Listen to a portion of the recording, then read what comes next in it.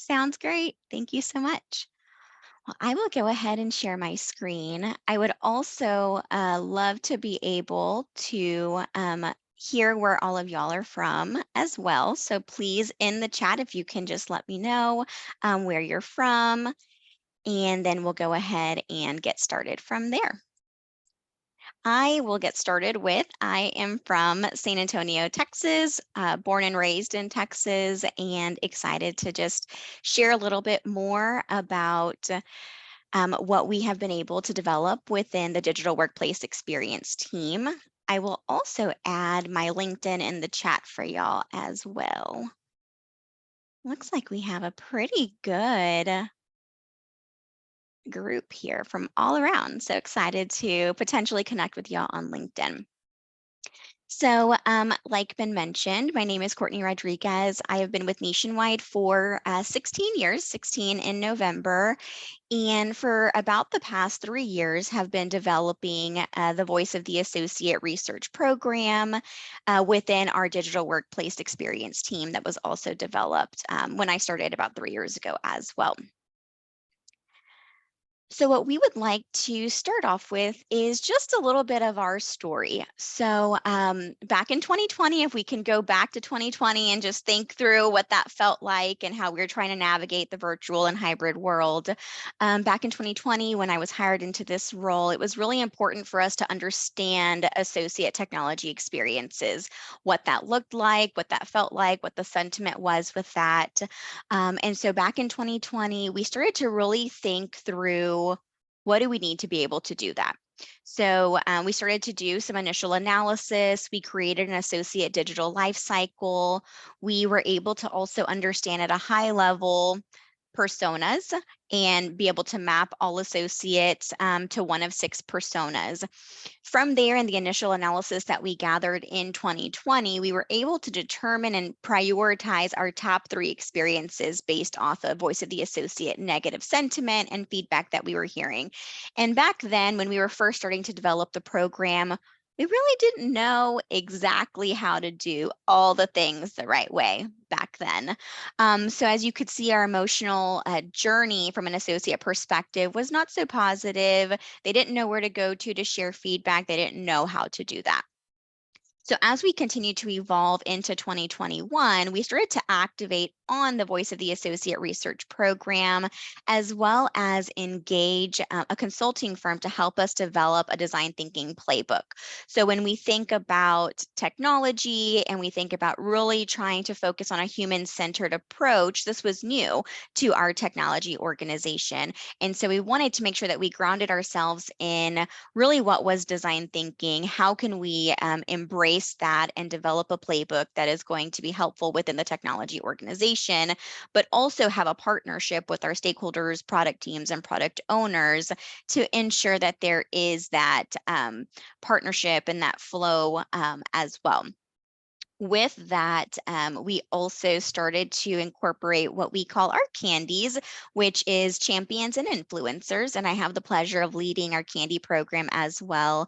And those are the associates that helped us to validate the feedback that we were hearing, that participated in design thinking and continues to participate in design thinking. To make sure that we keep the end user voice at the center and forefront of everything that we are doing and everything that we are talking through as it relates to digital workplace technology.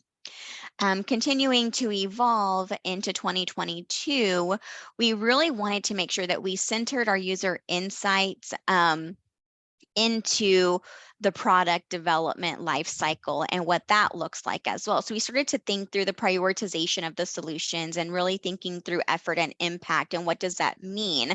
And as we are hearing solutions from our end users and our candies, we're also hearing solutions from the product team from a technical feasibility, business constraint perspective.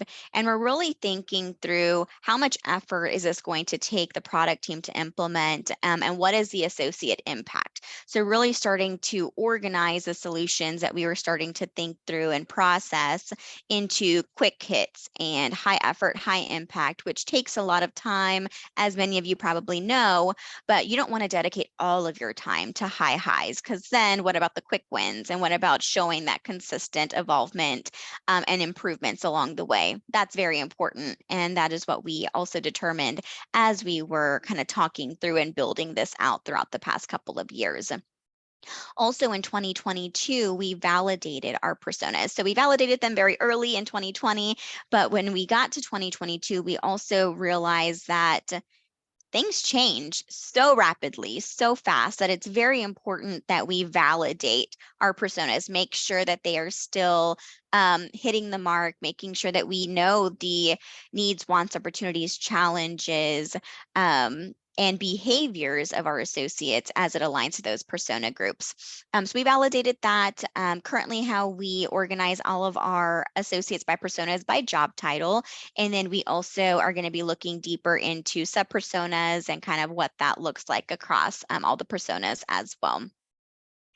So after going through the initial design thinking sessions, engaging our stakeholders, product teams, end users, prioritizing at a very high level these solutions, we were able to initially think through 16 recommendations to improve the associate experience.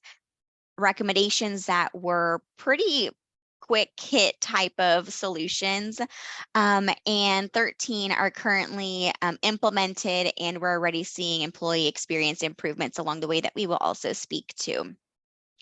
Now in 2023, we currently are continuing to enable our features, capabilities, and improvements, have that consistent feedback loop with our candies as they are the voice of their organization. And we'll talk a little bit more about that later as well. And we are, and we do have sustainable improvements that have been implemented. About 81% of the solutions that were identified have now been activated and are continuing to show sustainable experience improvements along the way. And then as you continue to look through our emotional journey, you can see that as we were making these changes and building this within the digital workplace experience team, the associate emotional journey or the sentiment along the way was starting to improve. And we will also share at a very high level how we started to measure the associate experience back then. So we could be able to see what the baseline was for the employee experience and how that was improving over time. So we'll be able to show you through data how we were able to do that and be able to see that consistent improvement and then the excitement of where we're at today. All right, so now we're going to talk very high level about our strategy and process. So what was really important when we were developing the Voice of the Associate program is to make sure that we are keeping the associates at the forefront. And I'll probably say that 5 million more times throughout the presentation. We want to make sure that they have access to digital tools and capabilities that are going to increase their productivity, their collaboration, cross-functionally, their creativity. And we also want to make sure that we can get a deep understanding of their associate sentiment, what design features can we implement quickly, that fail fast approach, which is very important as well. And also just making sure that we can empower the associates to let us know what's going wrong or where we have improvement opportunities. When we first started the program, we would hear a lot like, what is the point of sharing my feedback? What's going to happen? Is it just going to go into a black hole? Is nobody going to look at it? And that was the initial perception and thought in the beginning. But as we continue to keep the associates at the forefront and we continue to show them what is happening, keeping them in the loop and utilizing our candies to also do that, they're able to continually see that hope. So from a strategy perspective, we have two core components. The first one is the Voice of the Associate research support, and that will be collecting the feedback, insights and analysis, sharing the insights with our stakeholders and product teams, and how do we visualize those insights, which is journey mapping, and we will also talk through that as well. And then the next component is product owner support. And so we have product owners within the digital workplace experience team that align directly to our product teams within digital workplace technology. And so they are in all of the strategic conversations and in the weeds with our product teams, and they're bringing back all of the research needs to myself and another associate from a research support perspective. And they are letting us know when we need to validate what we are hearing from associates, when we need to conduct design thinking sessions, or where we need to journey map associate friction points and experiences to really hone in and identify where we have those opportunities. And so we have those listed here. This component is very, very critical because it shows not only to the product teams, but also other stakeholders how we can think a little bit more creatively and differently when you think about associate technology experiences. All right, so here we talk a little bit more on the back end from a process perspective. So it was really important for us, like I mentioned, to get some initial digital workplace experience measurements, and we'll talk about that in a second. It was also important for us to really be able to digest those insights through sentiment analysis, embrace and incorporate research-driven engagements, experience map the entire life cycle, and then of course validate with design thinking and continue to iterate. So a few of our inputs. So how do we gather voice of the associate feedback? We have an experience score that we'll talk about in just a bit, and that is our baseline and consistent way of understanding associate technology experiences. We also have a behavior score where we are understanding how associates are using the technology versus the expected usage of the technology. And how can we utilize that information to drive adoption of the technology and the improvements that we have? We also have product-driven engagements where the product teams they have a ton of data on their end that they also gather from NPS scores and satisfaction ratings, but also when they engage research, we also have those engagements as well. From a UX perspective, we have our champion and influencer program. We also sometimes are included in enterprise engagements where we're getting feedback and data and input from others across the organization from that perspective. And then we have post-implementation reviews, feedback loops, and ways of continuing to understand the feedback at any given point.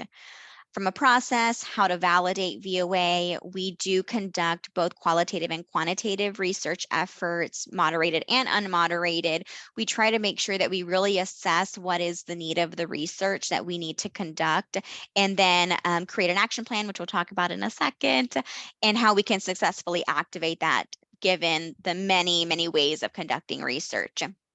After that, we will do pretty in-depth analysis to understand the sentiment of the feedback. We use a tool called Qualtrics to do that. There is some AI components as well in there that really helps us to identify actionable insights. Next is the insights visualization, the tool that we use for dynamic journey mapping, CXOmni. We'll share a little bit about that as well. And then, of course, design thinking. The way that we are currently conducting our design thinking sessions is a tool called FigJam, and we will share a little bit about that a little bit later as well.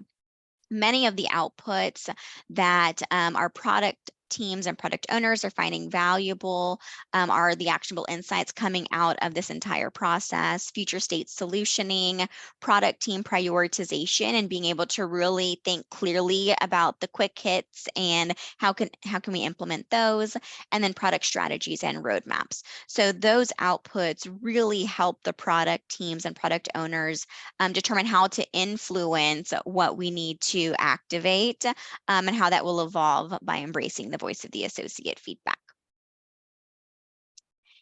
All right, so getting a little bit deeper, how do we measure the experience through data? So I talked a little bit about our experience score survey. So the goal of our survey was to track the progress of our associates' digital workplace experience and gauge if the initiatives and projects that we have in flight are impacting the experience. So we have a very brief survey that goes out to all associates once a year. And within that survey, they're able to rate from 1 to 5 how they would rate their overall digital workplace experience. It then goes deeper into how would you rate your experience per product team, and then what feedback do you have for us? And all of those insights are getting funneled into our Qualtrics dashboard, which we will show next. So you can see how we're able to dive deeper into the feedback that we're hearing by keywords and topics and be able to identify the sentiment. So when we started this survey back in 2021, we had a 17% participation rate, which is pretty good when you think about industry standards. And our overall digital workplace experience was a 4.05. As we continue to evolve the survey, which does change slightly every year, we were able to start determining those quick hits that I mentioned and starting to engage the champions and influencers on the work that we were doing. And at the end of last year, we ended at a 4.11 out of 5 and a 19% participation rate. So word of mouth was being very successful, and we were starting to see that our candies were speaking more with their organizations about what we are doing within DWE and how they're helping to influence technology adoption with the different efforts that we were doing. Now, currently year to date, we are at a 4.16 out of 5. We have it fluctuates depending on the month, but 23 to 24% participation rate, and that's been pretty solid, either 23 or 24 every month. And we are sitting at a little over 5,000 responses so far, which is more than we have received in any given year previous to this. Some of the questions that we continue to think through is, are what we are doing positively improving associate digital experiences? And if not, what can we do to iterate on that and evolve and or bring in the candies sooner to really understand what we can do differently? A lot of what we continue to do is focus or refocus energy and time on different efforts to improve the overall experience, and then making sure that the associates can see through what we call feedback in action. Here is what are the themes. Here is what our associates are saying about our tools and technology. Here is what our product teams are doing, engaging the candies in those efforts from a research validation perspective. And here is what is coming soon and what solutions are getting implemented as a result of that as well. So from a deeper dive here, it is very important for us to be able to have data tell the story. So a lot of times when we were first gathering the feedback, we were hearing a lot of associate perception, or a lot of the feedback that we were getting was more around old experiences many, many years ago. So when we were creating the survey, it was very important for us to make sure that we set the stage very well for our associates so they knew exactly what was expected within this survey, and we can get very, in a sense, real-time feedback of their experiences. So as that comes in, each product owner has their own product-specific page to dive deeper into the feedback as it relates to their product team. The pages have many different widgets. Among those are the open text feedback widgets that we utilize to categorize the keywords. We also have word clouds to show trending. We have topic themes to show trending, experience score trending. We also allocate the feedback by our personas. So we have highest level digital workplace experience, and then it breaks down into the product specific pages. So within these different widgets, you're able to utilize AI for sentiment analysis. And when you do that, it will categorize it in 6 areas: very negative, negative, mixed, neutral, positive, and very positive.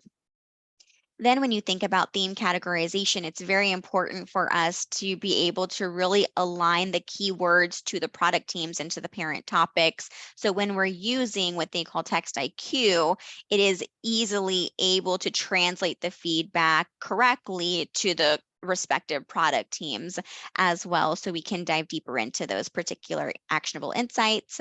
And then the last bit of that, of course, using the dashboard and using AI is very helpful, but it is also extremely important that there is more in-depth analysis that is done on the feedback and on the data, and more additional validation that is done from the product owners and or researchers to dive deeper into what is currently being said from a feedback perspective and being validated with additional data before we bring it back to overall product teams.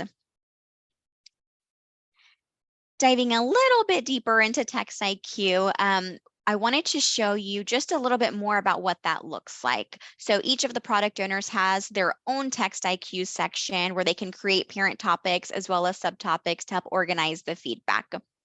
You could also double click into each topic and subtopic. The product owners can see responses tied to the themes and are able to adjust keyword tagging as needed. And then Qualtrics does allow editing of the feedback. So if the sentiment seems to be incorrect, you can move it and realign it as needed to the respective product teams as well. And so we have some visuals here that kind of show what this looks like from a topic, subtopic perspective and how we are trying to organize keywords to those topics and subtopics. And then down below, you can see the initial sentiment per topic as well and what that could look like, and then the graphs. So there's also specific feedback that is listed underneath as well.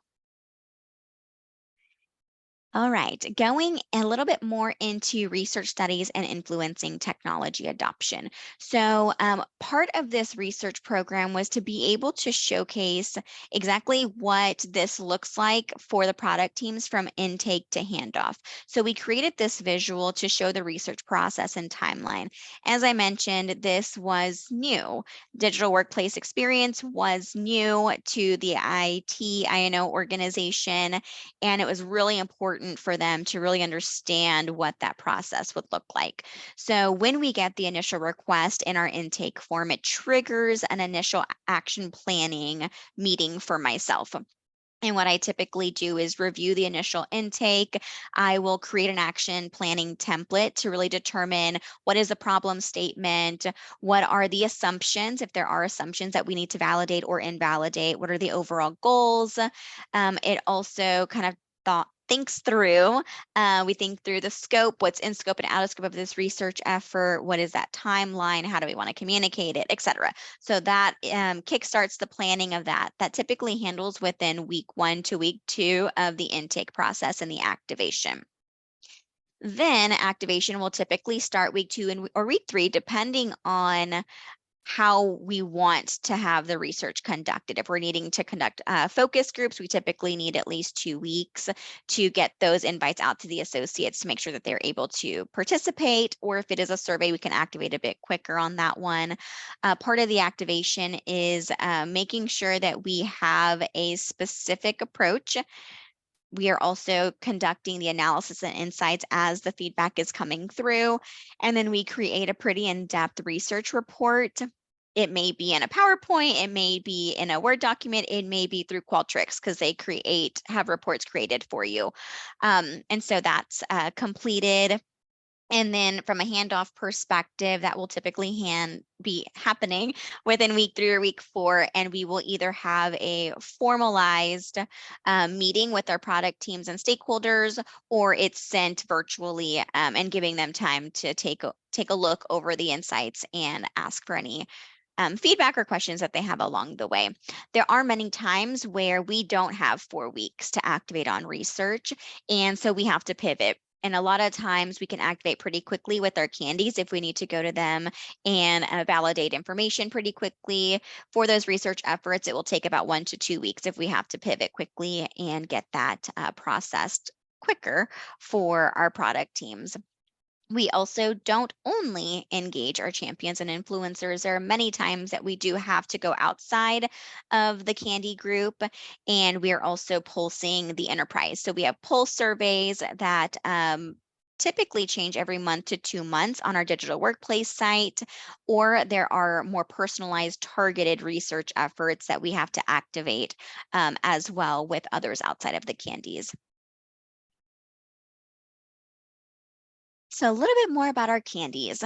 So we have about 300 associates that represent just about every organization across the enterprise. And the candies are the voice of their organization. They will typically discuss upcoming changes and capabilities that are going to be coming out of digital workplace technology that are going to impact their peers and or their organization. They will share input and feedback from their teams and their peers to us. And then, of course, they are among the first to experience new digital tools and capabilities.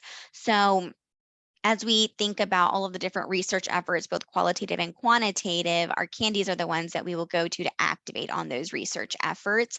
And sometimes there are calls to actions where they have to then go to their organization and activate within their organization to get some additional feedback as well. high-level expectations of our candy program is we do have a monthly broadcast with all of them. It is live. They can ask Q&A to the product teams or product owners as needed as it relates to what's coming soon or the calls to actions that are going to happen within the next month or so. They will participate in different polling conversations, experiments, pilots, anything that we need to be able to help validate information. And then, of course, they're going to share everything that they hear and learn in our broadcast with their respective teams and organizations. So we partner very closely with our communications contact, and she creates very in-depth collateral materials for our candies. So we make it very easy, or try our best to make it very easy for them to get this information cascaded across their organizations, however they see fit. If they'd like to do it in a huddle, in a meeting, in an email, however they would like to do that, we make it very easy for them to be able to do that and make sure that they have what they need to be successful as they are that liaison for their organization. So next up is how we are measuring experiences through journey mapping. So I will not read everything here, but from a taxonomy perspective, it was very, very important for us to really understand what are experiences. So when we think about what an overall high-level experience is, it's an event or type of engagement. It's the collection of all of the type of engagements that make up the life cycle. And we will have examples, and I will show you as well what that will look like. But from an experience perspective, these are our highest level priorities that we want to improve and or need to improve based off of the data that we have been gathering throughout the past few years. So some examples are, I need my technology to work. I need to understand how to use all the tools available. I need new technology that aligns to my evolving job. And these experiences do align to our product teams as well. And we are utilizing Qualtrics to identify sentiment by experience and by journey as well. So we can really understand what that friction looks like as we think about the prioritization and making sure that we are focusing on the right items as well. Then from the experiences, you then break it down into journeys, which are specific needs. So for example, preparing for new technology enhancements, submitting requests for new technology, or having PC and application related problems. You drill down a little bit further to be able to map what those specific journeys are. We then have sub-journey paths. So there's specific tasks within a journey that may have friction, may not. It may be a great experience and that's great, but we will be focusing on those that have friction that we would need to potentially focus on improving. Then there are different interactions. So you may think about associate interactions. So what's the associate doing as they're going through these stages, as they're experiencing the different parts of their journey? What actions or steps are they taking throughout that process? And then we have processes. So we really start to then break down back end processes, because of course those processes are impacting associate experiences on what they experience using their tools and technology. And so we try to make sure that we are capturing both to ensure that we know where the friction really is and what that could potentially look like. So here's an example, very, very high level. Our actual life cycle is a lot more detailed than this one, but here's an example of our associate digital life cycle, really breaking down the experiences and journeys and making sure that we keep the associate at the forefront and helping their feedback kind of drive what that prioritization looks like. I won't really speak too much on this, but wanted to kind of show you visually what that looks like as well. So diving deeper into visualizing the experience through CXOmni. So we wanted to be able to showcase a more specific example of what this looks like for you. So at the very top of anytime we're journey mapping, we have stages, and we want to make sure that we can align the experiences to the stage as well. So our very first stage is awareness. At what point does the associate become aware that there is an issue, that there is something that they need improved within that particular experience? And so we start to then look at the particular stage, the journey that we have identified, and what that looks like. So in this example, we have I need my technology to work. We have some of the subjourneys that we were looking at and prioritizing is I want to use my PC to its max potential. So as we start to look at dynamic journey mapping, our subjourneys turn into goals and what the associate wants to be able to do successfully within their journey. Then we move down to moments or customer activities. So after we identify they want to use their PC to its max potential, we then look at identify an issue with my PC. That issue may be funneling within the path. So it could be experiencing network and connectivity issues, experiencing PC hardware equipment issues, PC slowness and lagging, etc. And so we then start to break out all of the subjourney paths that we would then map within each of the journeys as well as we are mapping those. And we do that. We have done that for all of our experiences. And we'll talk a little bit more about the data behind that as well. But wanted to just give you high level what this could look like and an example or snippet of how to dynamically journey map in Omni as well. Within the CX Omni tool, we also wanted to make sure to create a visual of our VOA measurements, so the experience score survey.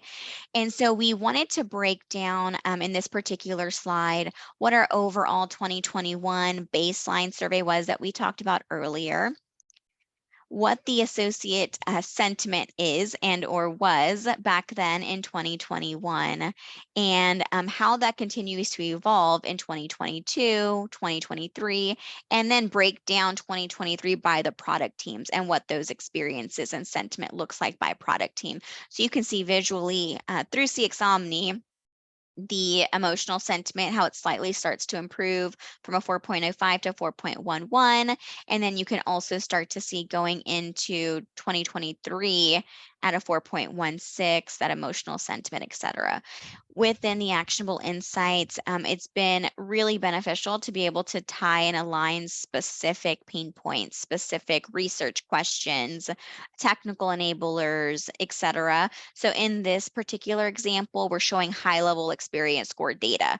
But as you dive into specific experiences that we have mapped, we have very detailed and robust sections within the actionable insights section as well.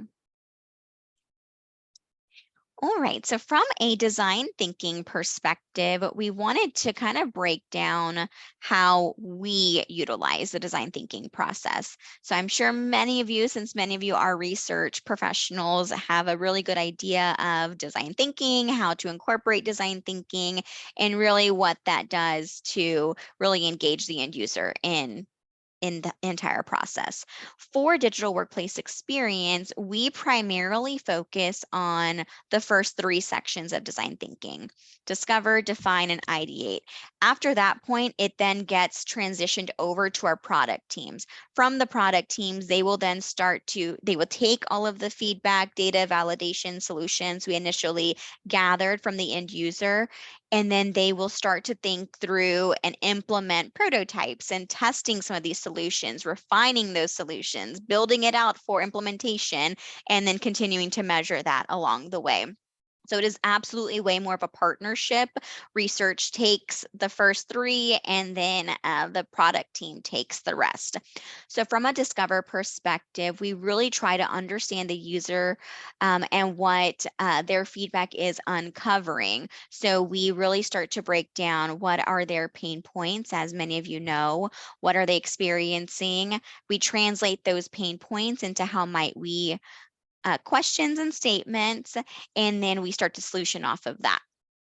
We also want to make sure that we can define a specific problem and a problem statement, because we did learn a little bit the hard way that when you don't have a clear problem statement, it is really challenging to narrow in on the pain points that the users are saying, because they may be thinking 5 million pain points all over the board, and we are really actually just trying to focus on the problem at hand or that particular problem statement. So if there isn't a problem statement that has been defined and identified from a user perspective, it is very important to make sure you have a clear defined problem statement to be able to then ideate solutions and think through friction points for that particular problem. Then this next part, I kind of already talked through it, but it is really important to make sure that the ideation phase is including both stakeholders and end users. For us, we find it very, very valuable to include both and have that partnership and that collaboration amongst the two, because a lot of times, of course, the end user doesn't really understand how some of their solutions aren't feasible and why they're not feasible. And so we have the ability to kind of talk through that very high level before it actually gets transitioned over to our product teams.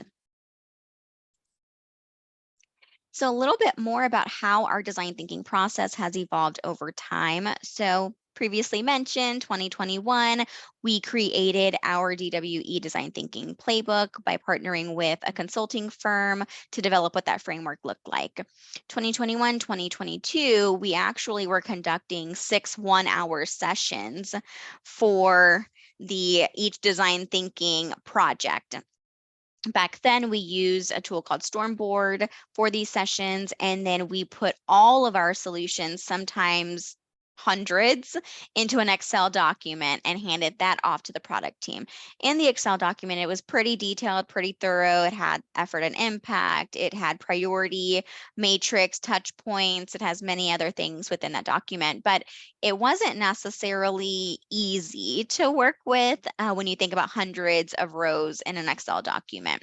So as we continue to evolve the process, we really started to utilize FigJam. And within FigJam, we are able to conduct one-hour session to complete the process, sometimes 2 one-hour sessions to complete the process. When you use the one-hour session framework, there is pre-work. So what we do is we typically virtually engage the participants in those design thinking sessions, and we have them before our live session starts identify the issues. So we'll give them a link to our FigJam board, and they start to focus on identifying all of the issues related to our problem statement. Because by this time, that action plan document has been created, problem statement has been identified and validated with our stakeholders and product teams, et cetera. So all of that has been completed. And this helps us to iterate quickly and evolve faster and be able to trust that the pre-work will get done before our live session. And we're able to handle these a lot quicker than previously. And then with the 2 one-hour sessions, we use one session to focus on identifying the issues. So maybe they don't have time for pre-work, or there's a particular reason that we want to engage live with the end users and our stakeholders and product teams. And so we do that live. And then in the second session, we're really focusing on ideating on the solutions with the product team and the end users. And then from there, it gets handed off to the product teams. We have seen a lot of success with the approach for 2023, and we'll continue to evolve because we know that that is important. But flexibility has been kind of the key in developing this program and developing this process and making sure that everybody has that buy-in and that value proposition to continue to engage in what we are doing. So now as we think through moving the VOA forward, we wanted to give you some data and insights. So I'm sure many of you are excited potentially to see what's the data coming out of all of this stuff that we're doing in the past 3 years. So from a product team prioritization perspective, there have been 283 prioritized solutions that have been implemented into the product roadmap and or strategies and getting implemented across the organizations. We were able to identify 579 actionable insights, which were ideas for innovation, pain points, improvements, and we have those kind of listed to the bottom right as well by doing this entire program, this entire process, and making sure that we don't miss any steps along the way. From a design thinking perspective, we have completed 16 total design thinking sessions, and those are projects, individual projects where we would have either the one session with the pre-work or the 2 sessions together, and then we have 2 sessions currently in progress. From a product strategies and roadmap perspective, we have been able to help influence about 8 high priority projects that are implemented across the enterprise based off of the feedback and the data that we gather to create the urgency needed to really improve our associate experiences. We have mapped 10 highest level experiences dynamically in the CX Omni tool, both future and current state. And then we have mapped 7 subjourneys and have aligned all of those pain points to 2023 objectives to ensure that we are staying on track throughout the years as well. And then we have 365 future state solutions from the design thinking sessions and have completed 176 total research studies to date across all of our product teams within digital workplace technology. So now, from a continuing to move the VOA forward, we wanted to really highlight our top 3 digital workplace technology use cases that have been used to measure improvements and utilize sentiment analysis to do so. So our first sentiment opportunity was there was no clear way for product owners to visualize sentiment through the experiences. When we first started, we didn't have the life cycle, we didn't have a ton of research or data or design thinking, anything like that. So one of the projects that we luckily were able to get included in very, very soon was CX Omni. So within the CX Omni tool, it has been able to help us to measure the emotional sentiment over time and see what projects have influenced improvements along the journey, which has been very valuable as you think about needing to see, is what we are doing improving the experience? And CX Omni helps us to visualize that. The next one is we used to hear many, many times that new associates received too many packages and didn't have the right technology to do their job. And so one of the projects that, as a result of the research, design thinking, the partnerships, was we now have new associate welcome kits that go out to all of our associates. So we partnered with stakeholders and others to successfully implement the type of technology that every new hire needs. And it's not just technology, it's also a welcome kit. There's many other cool things that are included in this new associate welcome kit. But we have decreased the number of packages that associates get when they start, and they get one package now with the technology and tools needed to do their job, while also feeling the warm and fuzzies and the welcoming joining our organization.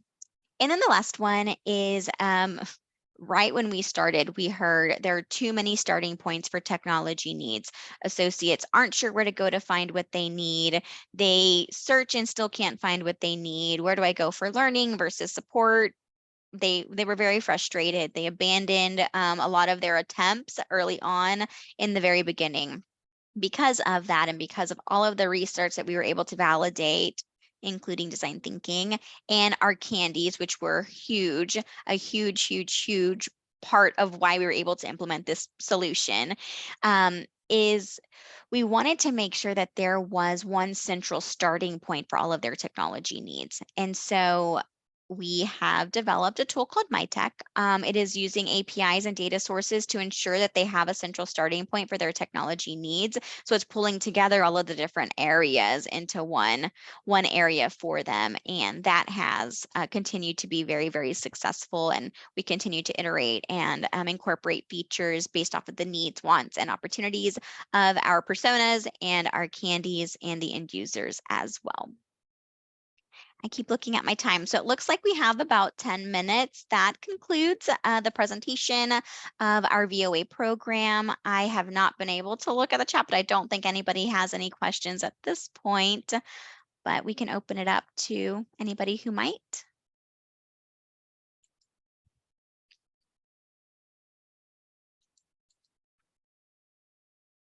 Okay. Any questions for Courtney? Just drop those into the chat or Q&A. And while we're waiting for those, I had one question for you. Sure. All right. So obviously today, increased engagement, increasing scores, like the impact of the program is kind of a no-brainer, it sounds like, right? Today it looks as though this is absolutely having, great impact on the organization. If you rewind back to the early days, and obviously you don't have these, the results and data in front of you, was there friction or any difficulty with adoption or getting folks kind of on board with jumping into the process? Or what recommendations would you have for those who are in organizations that may not be so engaging when it comes to this type of program? Yeah, absolutely. So when we first started, the DWE team was also new to the organization. So we were coming in. First of all, I was trying to develop my role. This role did not exist either. And so came in trying to develop that value proposition, that value add. Of course, everybody knows end user experiences are important, but sometimes that's not really enough when you think about bringing something really different, really new into a IT organization. It was really critical that our product owners be those not just like the liaisons, but they are the ones that are setting the stage for the product teams. They're creating the value proposition with the product teams to help them kind of trust what we were trying to develop, especially because it was new. And that was, I think, for me and my perspective, the key component is our product owners believing in what we are doing and what we are trying to do, and then translating that successfully to the product teams. And then, of course, as the work product and the deliverables start coming, it's just validating. So now it's not just trust us, it's here is how we can help support you. And here is what our users are saying. And as they continue to see that, it's kind of like the quick wins for them as well. Like we're very quick at activating on their research needs or research requests, and we make sure that the insights given are good, maybe better than good, so they can take it and quickly activate instead of needing to still figure out what needs to be done as it results to a spreadsheet. And that was what we did in the beginning, and we quickly realized that's not that's not going to work. And so I think the product owners, and I've heard that other teams, other organizations don't do that. They don't have product owners aligned to a digital workplace organization that then develop into a IT product team. So that is new from what I've heard, and it was new for us, and that's been successful. From an end user perspective, that was also challenging because we didn't really have an avenue or space for users to share their feedback. And so getting their buy-in was also very, very critical. And the champions and influencers are the ones that help us to do that. So I mentioned that feedback and action page. So we make sure that we share and cascade what associates are saying are the pain points and what our product teams are doing to improve it. So we have that feedback and action page that gets updated every month on our digital workplace site. But the real I don't even know the real cherry on top, I would say, is the candies. So if you have 300 associates that believe in what you're doing, and they believe in what you're doing because they're doing it with you alongside, they're being part of the technology solutions, then they are the ones that are cascading that to their organization, and that then starts to spread throughout the organization. And every month we probably have about 20 to 50 new Candy members, because it just keeps getting out there what we're doing, and they want to be part of the solutions. They want to pilot our biometrics, and they want to do all the things that are going to help influence technology adoption. But there's many other perks to that too, from a value proposition perspective. Not only, I'm looking at time too, but not only are they the voice of their organization, they're developing their executive presence because they're having to present this to leaders within the organization. They are joining different leadership meetings and different conversations to share what's coming and how it's going to impact them, and how they are a critical part of the technology adoption and connecting the dots. But we also try to make sure that we have micro projects in place to evolve the Candy program. So it would be very unrealistic to think me alone would be the one to successfully lead this program and evolve it. It's the Candies who are doing that. So we have projects that they are leading to evolve the program. We have an onboarding project that they're doing. We have Candy Lights, which is a program where if you don't have full capacity to participate, because this is all voluntary, you can opt into a Candy Light program as well. So I know it's coming up on time, but that's been very, very critical and crucial for us to get that value proposition and the why. And with the candies, is there any, I guess, I mean, it sounds like demand is increasing. Do you place any kind of caps or limitations on how many might be able to take part, or is there cycling out that goes on? No, not yet. Noted both of those. What we have found is there's about 100 that are active. So we have broken up our candies into groups. We have active candies, and this is based off of feedback that we got in surveys that we did. We have background candies. So we have candies who just want to be in the background, hear what's happening, and just send it to their teams. They don't have time for research efforts or pilots or anything like that.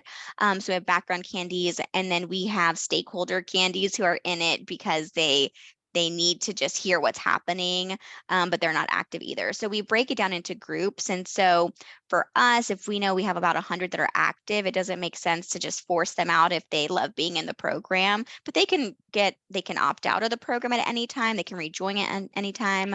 And that's been pretty successful so far. And I know you're leaving the consumer researchers among us drooling over a 24% participation rate, 1 in 3 advisory council members staying engaged and taking part. These are numbers that we only dream of. So that's pretty cool. This is awesome. Thank you so much for sharing your experiences, for giving us this detailed rundown. I think we're off to a very good start, and we're bumping up against the next presentation. So, Yeah, Courtney, thank you for having me. thank you so much. Any other questions come along for Courtney, feel free to drop them and we will pass them on. Otherwise, job well done. And you said this is your first time presenting on the subject, right? Externally to Externally. nationwide. Yes. All right. Yep. Well, good job. Thank you. All right. Take care. Well, thank you.